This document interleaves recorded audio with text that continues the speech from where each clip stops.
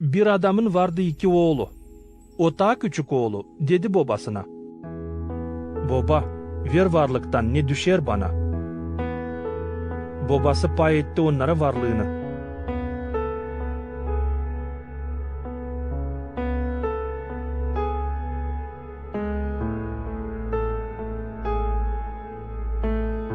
Birkaç günden sonra küçük oğul toplayıp hepsini gitti bir uzak devlete. Nerede gezdi hayırsızlıkta dağıdıp hepsini ne vardı onda.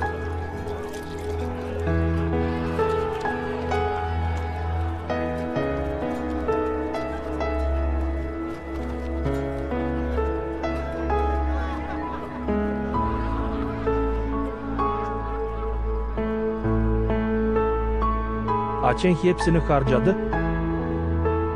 Oldu bir büyük ağaçlık devlette. Dağı başladı yokluk çekmeye. Sonra gitti. Yanaştı o memleketten bir adama. Hangisi onu yolladı gütsün domuzları. O kayıldı balim domuzların yemeklerinden doyunsun. Ama kimseyi onu bırakmadı.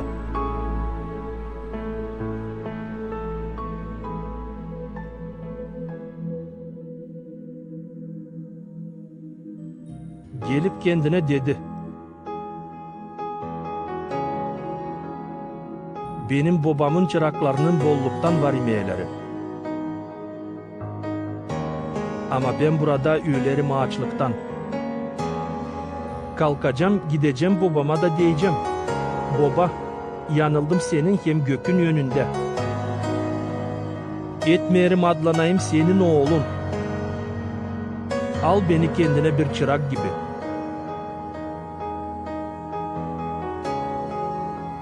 O zaman kalkıp gitti babasına. Daha uzaktayken babası gördü onu. Canı acıdı. Çıktı kaçarak ona karşı, kucakladı da öptü.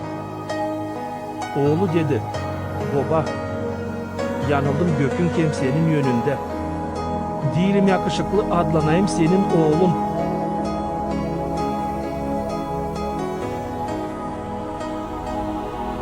Ama baba dedi çıraklarına, hızlı getirin yeni rubayı da giydirin onu. Verin bir yüzük onun parmağına hem yemenin ayaklarına. Getirin beslenmiş danayı da kesin. Yiyelim hem şenlenelim. Zere bu oğlum öldüydü da dirildi. Kayıptı da bulundu. Da başladılar şenlenmeye. Onun büyük oğlu kırdaydı. Dönüp kırdan yaklaştı eve. İşitti muzika hem oyun sesi. Çağırdı çırakların birisini da sordu. Ne oluyor? Bu çırak söyledi. Senin kardeşin döndü geri. Baban kesti besli danayı çünkü kardeşin sağ bulundu.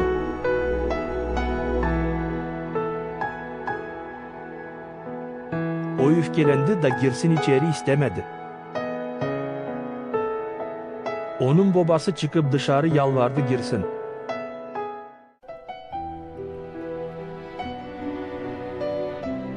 O cevap etti kendi babasına. Bu kadar vakit ben hizmet ederim sana. Ve bir sıra bile basmadım sımarladığını.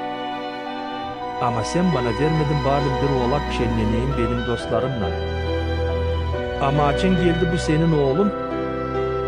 Hangisi dağıttı senin varlığını maskara karlarla. Onun için kestin yen besli danayı.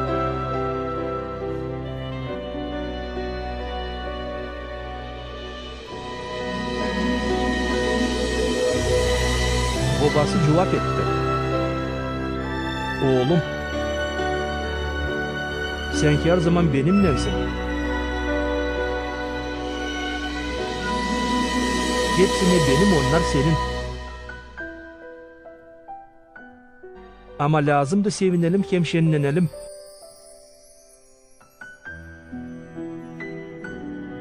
Zere bu senin kardeşin öldüydü. Da dirildi. Kayıptı. Da bulundu.